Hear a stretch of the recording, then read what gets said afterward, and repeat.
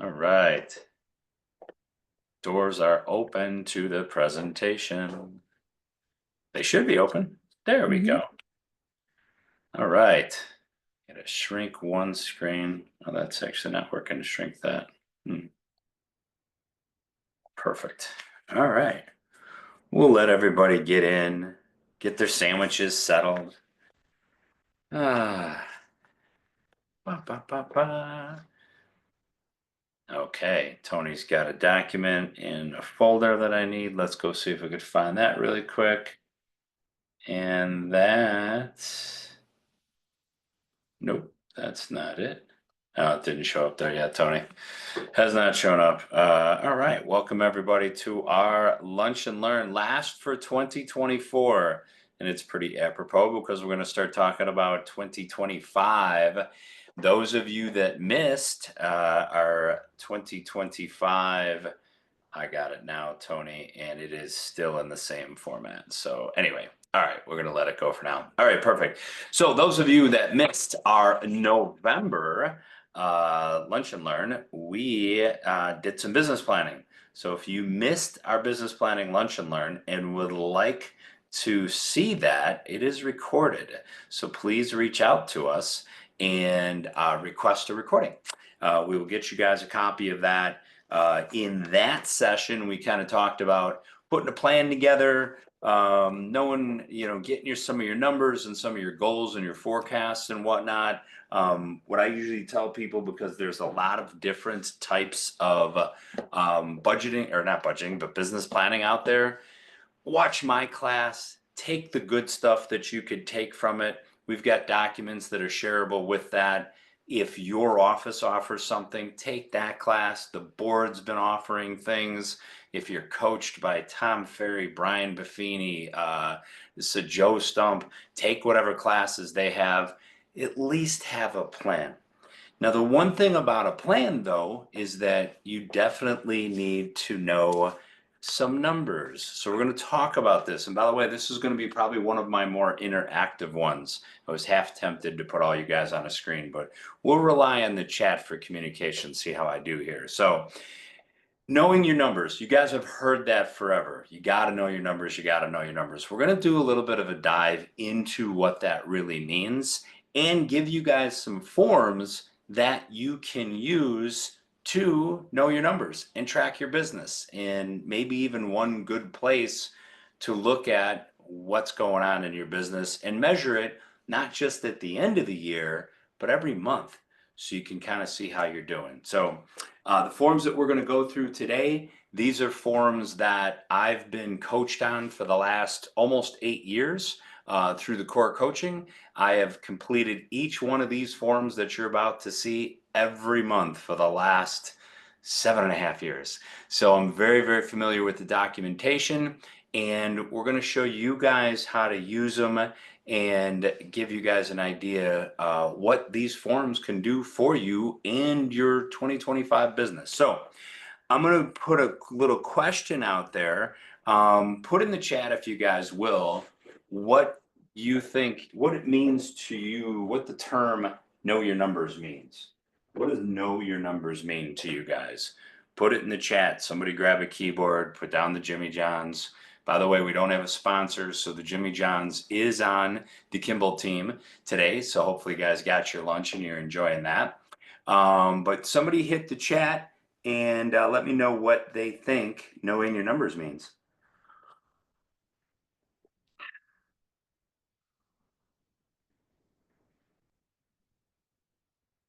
Anybody? Now, I know we have people here, but I definitely want this to be interactive. All right, we got some things here. What it's costing to run the business, what's being made, the numbers. That's great. Thank you, Crystal. Appreciate that. Anissa, knowing your numbers might mean knowing what you made and what you spent. Excellent. Joe says, know how much you spend on your business and what you make. I love, love, love that. That's definitely part of the business planning stuff. We do have a class on budgeting, and I just taught the class not too long ago in a real estate office. So if you guys want to know a little bit about your own personal numbers, I do teach a great class on budgeting. teach that class every other month to our clients, but more than happy, obviously, to teach it to our agents. What is your profit? That's great. Share. That's moved around. I was going to say Cheryl, Heather. That's great. And Patty, know what your goal is to make. That's awesome. Know what your current numbers are throughout the year. Awesome, Terry. Perfect, guys. Thank you very, very much. Okay. We're going to talk about knowing your numbers as it relates to your transactions or the sides that you have and the leads that you need to get there. Because at the end of the day, it's all about leads. Somebody refers you, that's a lead. Somebody says, hey, call Terry you want to list your property, call Terry, or somebody calls Terry and says, hey, my neighbor needs to list. I gave him your card, but you should follow up. That's a lead. All right. Who and if you can, with just a quick yes or no, who knows the number of leads that they had last year?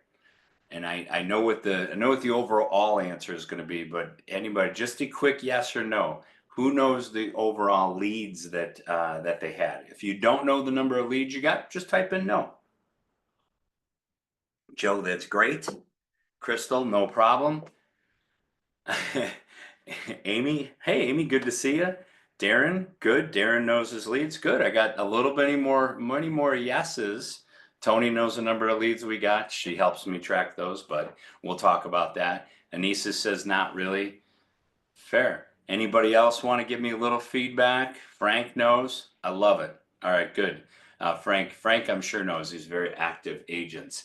So most of your top producing teams are going to come back with an answer of yes, because leads are really how they measure where their business is going. Here's the question. Next question for you guys. Who knows, and you should by now, but I'm not going to ask you to put this in the chat. You should know how many transactions that you had last year. I would imagine some people might have to go back and check, but you should definitely know how many transactions you did in 2024. I am saying last year because we are talking about 2025.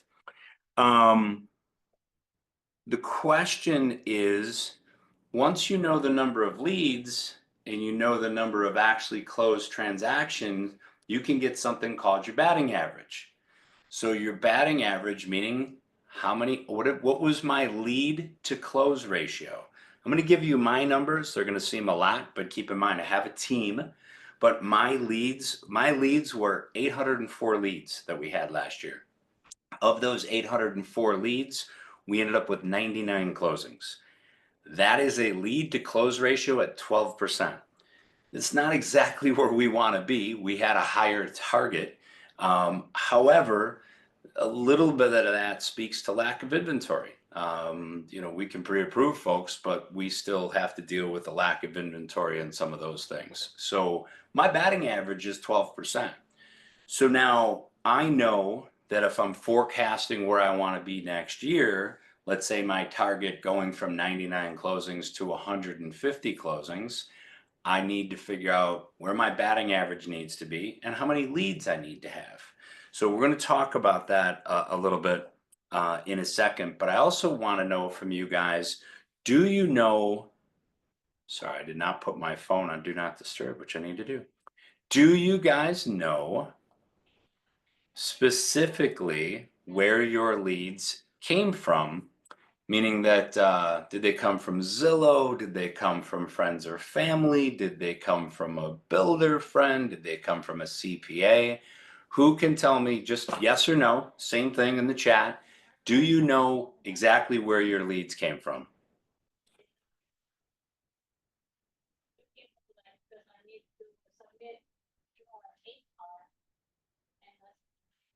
So, all right, everybody knows where those come from. That's perfect. Good. All right, good. So this form's definitely going to help you guys out a little. I love that you guys know where your leads come from. That's fantastic. Our leads, so I know because we know where it came. Of our 99 closings that we had, 70% of them came from real estate agents. Another 19 of them came from customers. Another 7% of them came from business partnerships. That would be CPAs, financial planners, people that aren't directly connected to our business.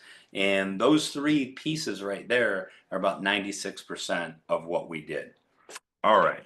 Now, when we talk about knowing the numbers, one of the forms that we're going to do a screen share with now is a lead tracker. And give me 1 second. I got to find the share button. Very cool.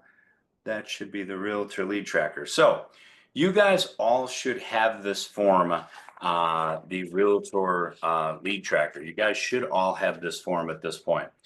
Now, this is a place, we gave you guys a form that's actually tabbed on the bottom. Scroll up here a little bit. Tabbed on the bottom that you can use in a typical calendar year, January, February, March, April. You can actually use this to track what's going on. So what I'd ask you to do is, first of all, having this form is going to give you an idea of exactly your batting average. It's going to give you an idea of where your leads came from, how many you've got through the month. And if you've ever been scrambling like, hey, where's that name? Or I need to call somebody, you have it all in one nice place. And I'm sure you have a CRM and I'm sure you have other places, but just having this form will help you get to your batting average. Now, on the lead tracker form, we're going to go through some basic things. There's names, result to call, all that stuff's basic. I want to get into the codes. And keep in mind, this is your form to manipulate and do what you want with. We, at the core, have some codes, and I'm going to go through some of those things with you. They are not at the bottom. Yeah, I'm going to go through a couple of those with you so you guys know what these definitions are. And we're going to explain how the bottom of this works. So I had mentioned to you guys before that we knew that 70% of our business came from real estate agents. Now, my monthly goal for leads is 80, clear, 80 times 70%. So that means somewhere during the month, I should have a goal of 50 leads from real estate agents. I should have 50 leads, 56, sorry, from real estate agents. These are the leads that I get from realtors. My next, I mentioned to you guys that I get about 19% of our business came from, actually 15% came from something we call CCRs. What is a CCR? That is a current client referral. That is somebody we're actually working with, and our team is kind of built to go ahead and get referrals from that group. So if you guys give us a referral, not only are we taking great care of them so they can give you good feedback about our service, but we are also asking them if they happen to know of anybody else we can help so we can pass them back to you guys. Last year that resulted in 35, about 3 a month, where we got referrals from our existing clients to give back to our realtor partners. So if I'm going to be at, clear, 80 leads times 35%, which is my goal, that should mean that I'd have 28. Seems off. Give me a second. Oh, I went too high. Sorry. 80 times 15%. There we go. 12. Much better. Thought that was too high. So those are my goals. This top line should be used for whatever your monthly goals and leads are. So I wanted to give you guys a couple of examples, but now we're going to go through the codes. Now, these codes, use them like you want to use them. In other words, if this doesn't resonate to your business, change it. I don't really care. If you get your business or you call it something else, if you get leads from Zillow, but you also get leads from Realtor.com and you want to create those lines there, be my guest. This document can be manipulated and changed. I'm just going to show you what we track here. So CCRs, if you're taking notes, current client referrals, clients that currently we're doing business with, they're in the middle of the process. Past client referrals. So past client referrals. So these are clients we've closed loans with, but they've referred us their friends, their neighbors, their relatives, whatever. So they've referred us somebody else. That is a PCR. It's a past client referral. PC should be pretty easy. That's actually just a past client. Somebody you sold a house to 7 years ago, they're ready to sell that house. They call you back up. That is a past client. PF is friends, so that's your present friends. So not past friends, but present friends. That's your PF. And again, ad is pretty obvious. Now, one thing for ads, we don't track ads as leads. Ads typically convert a very, very low percentage. We don't consider it a warm lead. However, if some part of your business includes something with an ad, here it is.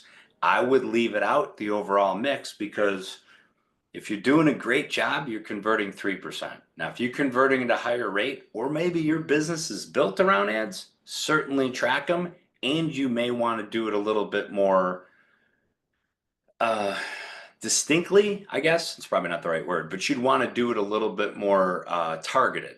So let's say you're buying leads from Zillow, you're buying leads from this source, that source. Create these boxes for these sources. You can easily go in here, change the VIP, type it in as Zillow. So however you want to do that, be my guest. I'm going to leave the document the way we left it, and we're going to talk about a VIP.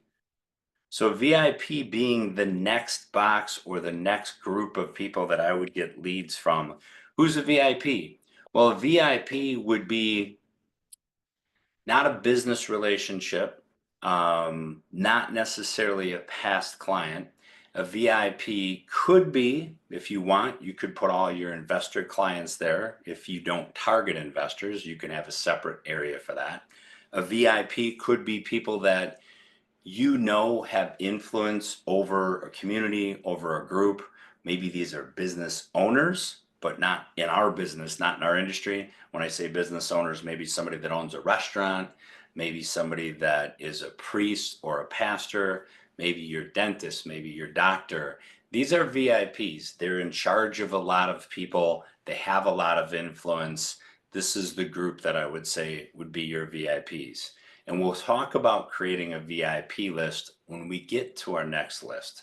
The last thing, of course, is builders. If you're getting referrals from builders, you would list that down. We do work with a handful of builders, so we do list that over here. And then you have your monthly total. Now, the way this is set up, if I got 4 leads from CCRs and I got, say, 22 leads from realtors, it automatically calculates it right here. So it'll have the number of total. If you want, how you track that, you're going to put realtor here, and it's already, the form actually is built. So the minute you start typing it up, all those codes are already down there. I'm going to stop. I need to open up the chat because I didn't do that when I did this share screen. There's my chat. Okay, good. Anybody have any questions about the actual codes? And these are just where my business is coming from. Because again, we're just trying to track it. Who's giving me business? Where should I maybe concentrate my efforts? So if I'm getting a lot of realtor business, should I concentrate that there? If I'm spending a lot of money in ads and I realize I'm actually not closing any of these ads, maybe I shouldn't be spending that money. This is one of the reasons we use this form. Now, the other thing is, we talked about knowing your numbers. Let's say, for me, let's say that for a real estate agent, let's say you want to have 20 leads, and a real estate agent's conversion should be about 20%, meaning 1 out of every 5 should be the goal for leads. Now, some of you may have a higher conversion rate, some of you may have a lower conversion rate, but 1 out of every 5 will give you 20 times 20%. You should have 4 right there. So you'd have 4 real transactions. So this is the goal. This is just, you'll notice, slide this over a little bit. So this is all on the goal line. Now, at the end of the month, you took 2 listings and you took you have 1 buy-side written contract. So you have 3 transactions out of 26 leads. Unfortunately, your conversion rate's not exactly where you'd want it to be. You're at about 11.5% there, according to this, out of 26 leads. Keep in mind, it took these 26 leads and it automatically put it down here. If as a real estate agent, you only had 5 and you did 9 leads and you actually had 3 transactions, then you'd be at 33%, which would be outstanding. It's way above your goal. So way, way, way above your goal. Now, the perfect model, according to the core, perfect model is that this portion of your business would come from VIPs, this portion of your business would come from your database, and other might be considered farming. And again, you can create, if farming is a big deal and you don't want to, let's say you don't do any builder business, replace the word with builder with farming. I don't really care. This is your form to track your business. This form, though, now if this person had a 33% conversion and they can consistently see that the quality of the leads are so darn high that they're converting at a higher rate, now they know how many leads they need to get to the closings that they need to get and get to the total number of sides. You guys list, you guys sell, we call it a side. That's what you're trying to get to as an overall goal. How many sides do I need to have? Let's see here. I'm going to go through the bottom of the form really quick. Track the leads. So did that January to January. Don't think that, oh, it explains what you would count as a buyer, what you would count as a listing, and then some targets based on this little pie chart. They're talking about 40% from your VIPs, 40% from your database, and 20% from other. And other could be other realtors that refer you business, maybe out of the area realtors. Maybe a commercial agent refers to a residential agent or vice versa.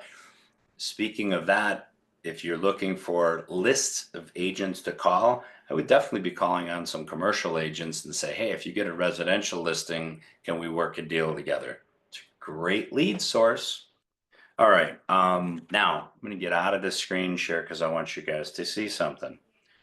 This form I have printed and I carry with me every day, and it's a mess. Like it's sometimes there's coffee stains on it, whatever it is, but this is with me all the time because I'm accountable to turn this lead tracker into my coach every 2 weeks.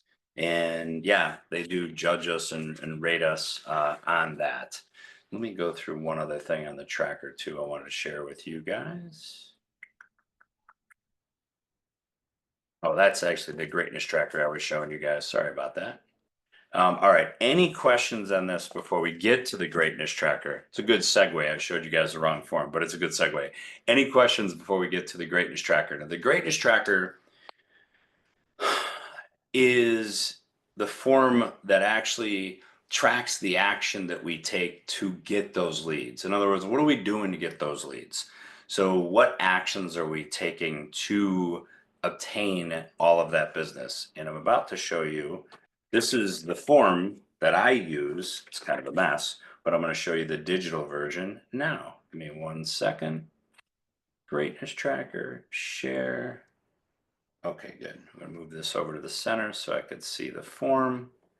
Move you guys there, and I just got to open the chat box really quick and put that on the other side so I could see what's going on. Okay, good. So we've got on the Realtor Greatness Tracker.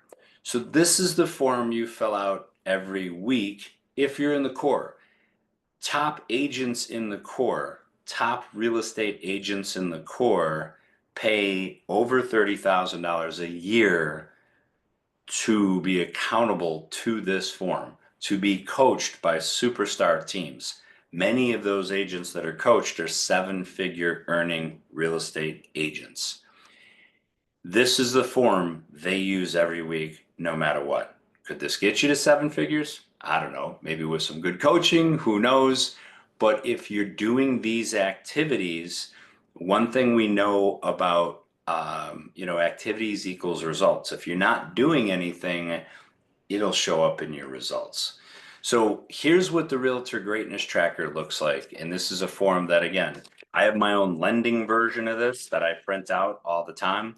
But what they're looking for you guys to do on a weekly basis, They'd love for you to have about 15 face-to-face interactions. Now, that sounds like a lot, but if any of you are in a networking group and you personally talk to somebody about what's going on with the market, that's considered a face-to-face interaction.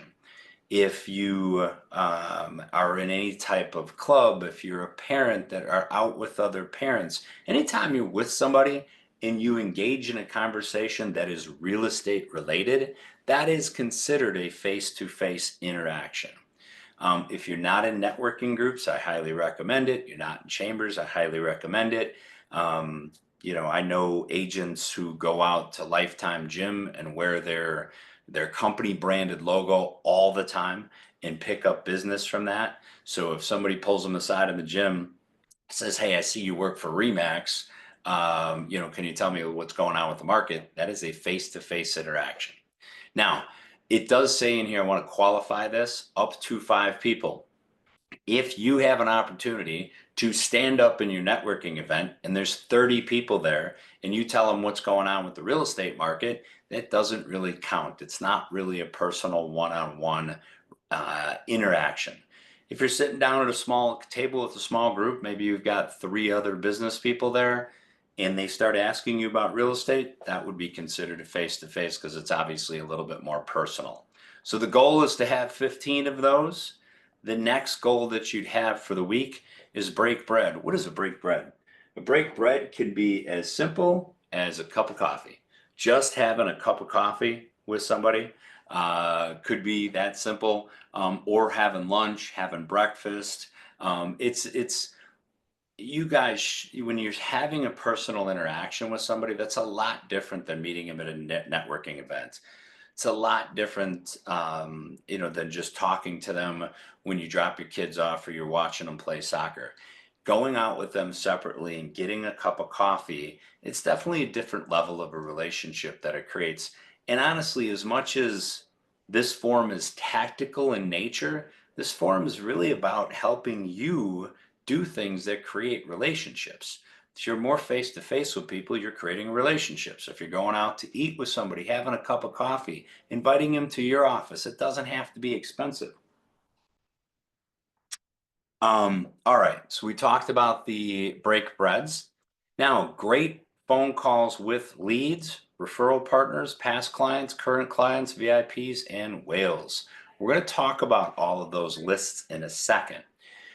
But if you have a conversation on a Monday with somebody, you should write it down. I've already showed you guys what my greatness tracker looks like. It's polluted, it's scribbled on, it's crazy, but I write it down. Now, if I call you guys as an agent and I basically say, "Hey, Joni, the appraisal's in, looks good," that's not really an interaction that leads to any business. If I call Joni and I say, "Hey, Joni, appraisal's in, it looks good. By the way, since it's Tuesday, did you meet anybody over the weekend that I can do business with?" Great. That's me asking for the business. That's more of a conversation that's about business.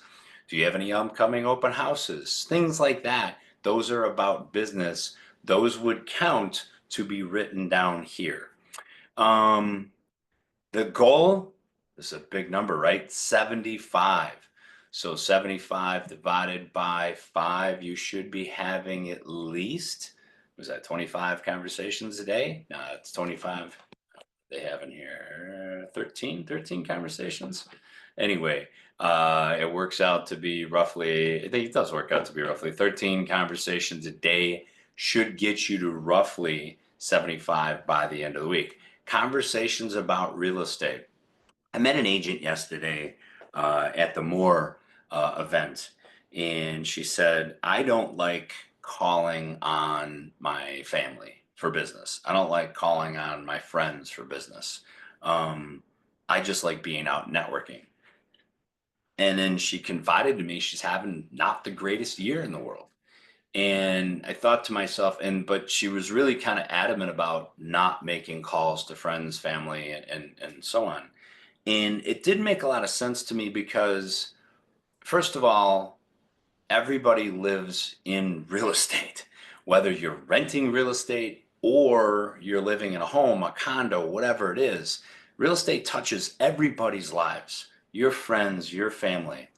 So, I thought to myself that, I don't understand necessarily the apprehension to call because am I going to talk to them about business? Sure. But I'm going to talk to them about other stuff. Like these are my friends and my family. Why don't I want a deeper relationship with them? There's that law of reciprocity. I think that's how you say it. Sorry, guys. Anyway, but the law of reciprocity, it's basically, look, I'm going to look out for you. I'm going to see how I can help you. Maybe you can do the same thing for me. Is there anything I can do? Most real estate agents should have an unbelievable network of tradespeople. So if you're going to call your friend and say, hey, how's the house? How things are going? You working on any home projects? Is asking them if they're working on any home projects, asking them for a business? Not necessarily, but you might be able to help one of your contractors that's in a networking group with you and at the same time help a friend or family member. All right. So again, these are just kind of basic conversations we want to have. Events. I did the event sheet you guys might say 2 per month. I really think you should do 2 events a week. What is an event? An event might be, for me, I've got 2 standing networking meetings, one on Wednesday, one on Thursday morning every week. Once a month, I speak at one real estate office. Another weekly, I speak at another real estate office. These are just events. These are things that we do. Last night, Main Street had its ugly sweater party. That's an event. I'm going to write that down as an event, something I did. Another thing that you should be doing at least 3 times a week, either some sort of video directly to your clients or a social media post. I think we were real happy yesterday. Tony's husband, who works here across country, does a lot of Instagram posts. It was recognized by another agent there, like, hey, you're the mortgage guy. He was happy. I was happy for him. But doing that gets him recognition. He was literally picked out by a random real estate agent who knew about his post. And the funny thing was, her husband was the one that found him on Instagram and shared the information. Thank you cards. Nothing more powerful than some sort of handwritten note. I get them from agents. I love the fact that agents, I'll meet with them and they'll send me a little note. I'll have a good conversation. They'll send me a little note. I love seeing those personal cards that are handwritten by somebody. So they're very, very, very impactful. Yes, Tony says I have them on my wall. You guys can see I have a bunch of notes back there that have impacted me. Anything that I've seen out there that somebody's written to me that's been super impactful has hit that wall. And so they make a big difference. Don't discount them. I see a handwritten note in my mailbox, and that's the first thing I'm opening. I'm not opening anything that looks like a solicitation or anything like that. So handwritten notes a big deal. Now, this is also the forum where you track the number of leads that you're getting. So how many warm leads did you get Monday, Tuesday, Wednesday, Thursday? Pick the number you want as a goal. So if you want to do 24 transactions next year, 2025, and we know you've got a 20% conversion rate on, it means you got to have 10 leads a week. I'm sorry, 10 leads, 20%. Yeah, you got to have 10 leads a month, which works out to be like 2.5 leads a week to get to 24 closings. I mean, these are pretty simple numbers as far as that's concerned. All right, so pick this number that you have to get as your leads a week. And then of course, listing agreements, purchase contracts. I don't think a lot of you will be doing enough where you can't literally just write the name of the couple, the family that you're helping the day you sign that listing agreement, the day that seller signed your purchase offer. I would definitely be putting those names in there. So this is the greatness tracker. Now, one of the things, and I'm going to stop there real quick. Does anybody have questions about this? It's an activity tracker, really. And it's an activity tracker for you guys. It's an accountability form for you guys because you can now if you look back at your closings and you go back and you go through these forms and they're empty, you guys hold yourself responsible. And I know I have a couple offices that are watching this, I'm talking to you guys in your conference room. I know who you are. If you really want to take this to heart, find somebody you're sitting next to and say, hey, I'd like to be responsible for turning this into you at the end of every week. And if I don't turn it into you, I'll give you 20 bucks. Make some small bet, whatever it is. Otherwise, here's my commitment. I'm going to turn this into you to prove that I did this. Terry, do you transfer this info into a CRM? For the lead tracking piece, absolutely. So Terry asked, so any of the leads that we have actually will go into, they go right into our CRM. So we put those in our CRM, and our CRM actually generates these exact same numbers.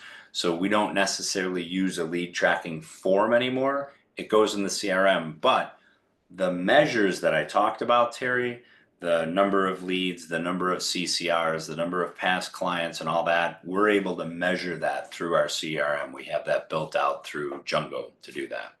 But that's a great question. Thank you very much. All right, I'm going to switch off of this, and I talked to you guys about lists. So we've got Monday, Tuesday, Wednesday, Thursday, Friday.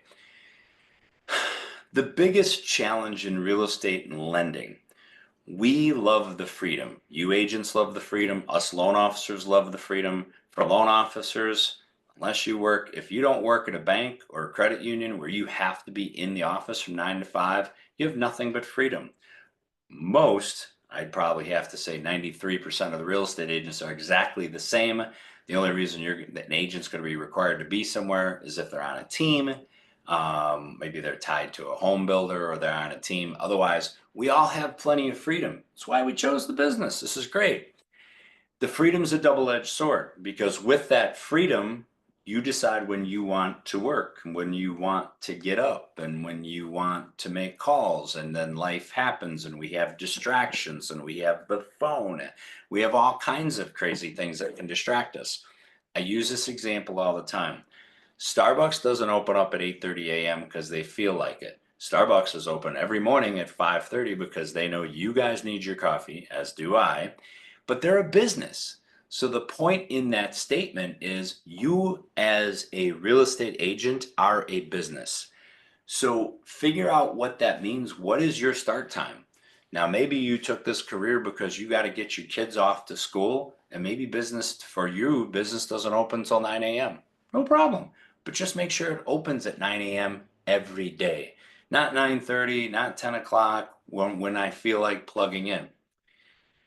So the next thing I want to talk about is what activities can we do to start filling up that lead tracker? And I'm going to stop this share. We're going to do another quick share. Oops. So we show for you guys, I'm going to show this and that. All right. So this form, let me grab the chat so I could see you guys' comments. Okay, perfect. So these were some of our 2024 team goals. We didn't hit 100% of any of them, but we tracked them and they definitely improved. Most of them improved over last year, so we were super happy with that. We do run our business because of the core. We run it on a fiscal year, so our year technically started December 1st. So this was literally December of 23 all the way through November 30th of 24. And this is where we were at. 99 units, 33 million. Our lead to close ratio, we were targeting a much higher one. We have a much lower goal this year for that. And I'll talk about that in a second. How many referrals we got from clients? So we were averaging about 3 a month from our clients. And then the reviews was really important. So much so that we made it a goal and, we tracked it. We started out in January of 2023 with 17 reviews for the Kimball team. We now have over 220 because we tracked it and we were very diligent about making sure we had it. And honestly, we're now actually starting to get referrals just off of our Google reviews. All right. So this is a form we haven't provided you guys, and I don't want to do a deep dive in it because this talks more about scheduling, and we'll probably, Tony, hint, do a class about time blocking and scheduling. The only thing I want to talk about on this forum is what the core says you should be doing every day to fill up your greatness tracker. So we've got day one and Monday. Sorry, we got Monday. Monday is your VIP or your 50 favorite people. So these are people that can have an influence on your business, but they're not clients. They're not necessarily builders or direct business people, but they can have an influence on your business. So who would be on this list? This would be close friends. This would be close relatives. This would be possibly your priest. This would be your dentist. This would be your doctor. This would be people who have influence on other people would be VIP. I would also, honestly, as agents, I would also put big property owners. Now I'm going to talk about this one tip.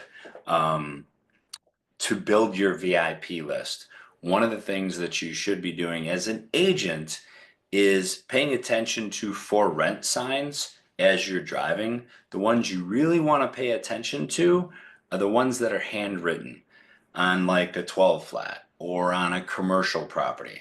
You don't want to pay attention to the ones that are Jones Lang LaSalle, Ellis, CB Ellis, whatever those guys are. You want to pay attention to the ones that definitely look like they're written by the owner of that building, because those are the people that you should be adding to your VIP list. That is a cold call I would love to make all day long as a real estate agent. I have a good friend of mine. He lives in Charlotte. He actually owns the core. He owns millions of dollars of real estate throughout the city of Charlotte. He has never once been blindly cold called by a real estate agent. This is a man that owns office buildings, owns incredibly large pieces of real estate, never once called by a real estate agent. He would be super impressed to be called by a real estate agent. While he owns the property, he's not a realtor, he would be glad to have that relationship. The point of the matter is, if you see somebody who's renting out their own building, managing their own property, not using an agent, what a huge in. I would definitely add those names to my list. Now, on Tuesday, so Tuesday we have the thing that an agent should do. They should be doing their current client updates. You got a listing, every Tuesday you should give that seller a call. Hey, this is what's going on. You're working with a buyer. Hey, did you see anything over the weekend? I know we sent you a bunch of emails. I noticed you didn't open any. Is everything okay? Something we can change? Now, if you don't have clients on that day, maybe that day would be your farming day. So maybe that day would be the day you work on all your social media. You do need to do something on that day. If you don't have clients, fill it up with something else that's part of your activity. Now, hot leads and prospects. Now, we just gave you a lead tracking form. Let's use it. Let's go back through it.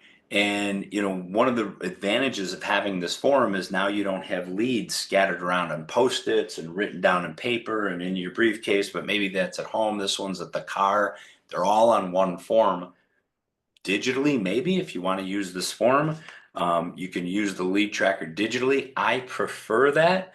Preferably, you guys have a CRM. Make sure you're using the ones that your agencies are providing. But Wednesday should be the day you're following up on all of your leads and your hot prospects. Let's see here. The Thursday, we've got database. So working our database is something that, depending on the size of your database, you ideally should go through it. I think Brian Buffini, I was just listening to one of his podcasts, said maybe go through 4 times a year. I think I like going through my database twice a year. And going through your database, like I said, guys, it's not about, hey, I'm calling you to, hey, you ready to sell? You ready to buy? That's ridiculous. Like, who would do that? I wouldn't want that call. But I know when I call my customers that have done loans with us, and how are you doing? How's everything going? How's the house going? Maybe I look them up a little bit and I see that they were working for a company that just merged with another company. Maybe I spent a half a second and went on to Facebook and checked out their Facebook activity or their LinkedIn activity. Social media is not only there for you to post, it's there for you to interact with your clients. If you're looking for something to talk to your customer about, go onto their social media, see what they're doing, ask them how things are going. You know, talk about Ford, family, occupation, recreation, and dreams. You could do that. I think it's kind of old and rehashed, but you can certainly do that. I like just talking to people about, hey, you bought the house in 2020. Wow, you've had a lot of appreciation, like the appreciation from the beginning of 2020 to today on your house. You've done awesomely. So if you ever want to know how much money you made, let me know. So there's just a lot of things you can do with regards to calling and going through your database.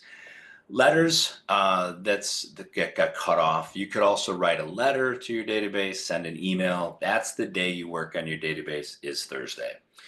Last things is Friday. Friday is your day to call on your list of business people and or home builders. Business people, now we are talking about CPAs, financial planners, divorce attorneys, people who are in business who can directly refer you business. Home builders, certainly, that's the day I want to call that. Now, throughout these 5 days, we talked about lists, lists, lists, and more lists. I'm always thinking about a list that I can put together. Part of my role in the core is to make a bunch of realtor calls on Monday, but I don't want to bore you guys with the same stuff. So what am I calling about? Am I calling you guys about the new Smart Buy program through IDA? If you haven't heard of it, we're going to talk about it for a second. If you want more information, reach out. But Smart Buy, new program from IDA, where they're going to forgive $40,000 of student loan debt at the closing and give the buyer another 5 grand for their down payment. I'm pretty sure my agents would be interested in that conversation when I call them on a Monday. But I'm always trying to think of different lists I can put together so that I have people to call when I'm dialing out. So always just kind of think of like different things you can put together. If you want more information on the Smart Buy, please reach out. We can get you some flyers. That's an incredible program. We'll be talking about it a little bit more on Friday when we do our video updates for you guys. All right, we've got that. All right, these are the two forms that we use at the core, the lead tracker, the greatness tracker. The greatness tracker hopefully will help you build some leads. I mean, if you're doing your business planning, the most important thing you can do is know how many leads you need to generate the number of sides that you have next year. If you take anything from this class today, how many leads do I need for the number of transactions? And then most importantly, what are my activities going to do to get those leads? Now, our next event that we have, our next Lunch and Learn, is January 22nd. That is going to be about HomeBot. HomeBot is an incredible tool to help you work your database and create data and information that you can call back into your database based on their interaction with the emails that you're sending. Incredibly cheap tool to manage your database and market to your database, and it just goes on autopilot. So that'll be our January 22nd one. If you guys need a further dive on any of these documents, let me know. If you need us to come out and teach business planning, let me know. If you know of any agents who are interested in this training, please let them know. We'd love to meet them. And of course, if you know of any buyers who have some student loan debt and would like more information on how to get rid of that student loan debt and get keys to the house at the same time, let me know. Tony has mentioned that the link to register for the next class will be in the follow-up email. Does anybody have any questions for us? And I'm going to get this form off my screen so you guys can see me. There you go. So anybody else have any other questions for this? Hope you guys enjoyed the Jimmy John's. We didn't have a sponsor today, so that is on the Kimball team. And I wish you guys the merriest of holidays if I don't talk to you. And again, look out Friday for an email about the Smart Buy. In that flyer that we send you, if you want to be co-branded on that, let me know. Thanks, Heather. Thanks, Jessica. On the lead tracker, what kind of info do you write in the detail columns? let's go take a peek at our lead tracker. And I think what you're talking about there, so that's a great question, Terry. Um, yeah, source and the detail. I might, so for the source, I might just add a little bit of, so if it was a realtor referral, I might add that was, might add the name of the real estate person that sent me. So the source on the detail, I would use that for the name of the person that referred me. So if you've got a customer that referred you, so PCR, past customer referral, or another real estate agent referred you, or your CPA referred you. So I would write in the coded section, we'll do a real quick screen share for you guys. Yep. I would write in the coded section, oh, it didn't share, there we go. So I would write here, I would write the realtor, and then I would write, I got referred by Amanda Barker because she's one of our realtor partners out in the Galena territories, or Courtney Martins or Danielle. I would write their name here. They referred somebody moving from Galena into the Chicago market. Great. If I've got a current client referral, then I would write the name of the current client that gave me that referral. So this is the way you track who specifically gave you that lead. That's really good to do. So, what else? Thanks. Oh, you got it, Rosanna. Of course. Hopefully, Terry, that answered your question. And that. Thanks, Anissa. Appreciate that a ton. Thank you, guys. Thanks, Crystal. All right, perfect. And thanks, Denise. Appreciate that. Oh, I got 2 new messages, guys. Have a hang on. Ty said, "What did you do to get that huge increase in reviews?" That is an excellent question. I love that, Ty.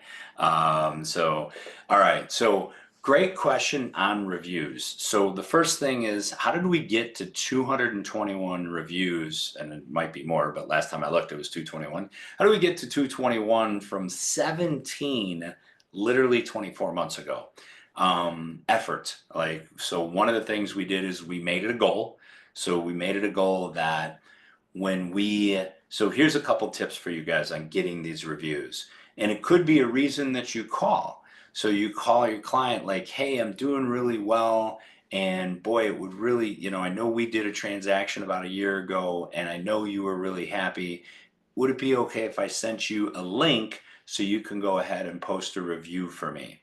Another thing that you guys can do, if you're in any kind of networking group, you can talk to your networking group about posting reviews for them and their businesses, and in return, getting a review or post back from them. So we've done that within some of our networking groups to help each other. Hey, let me help you get some Google reviews, but I also need some Google review help too. So if you as an agent at the end of a transaction, I don't care which side you're on, if the experience with the other agent was at least average to good, then write a review for them. Say, "Hey, I'm glad we closed out on 123 Main Street. It was awesome to work with you. I just posted a review for you. Here's my link. I would love it if you posted a review for me."